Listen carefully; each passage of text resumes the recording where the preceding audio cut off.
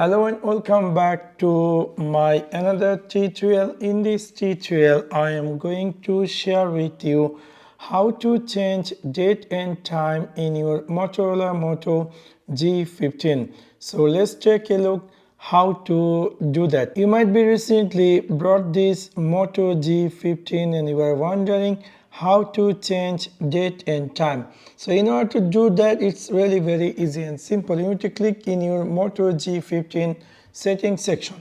After click over there, you need to scroll all the way down and then you will find there something says system.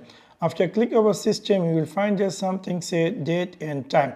Now if you decide to set manual date and time, you need to just turn off this set time automatically, and now you can easily choose manual date and time you want. If you would like to change the time, you can easily choose any time or minute you want. Now you can see I successfully changed my phone date and time. It's appeared now new date and time. So within this simple way you can easily change date and time in your Moto G15.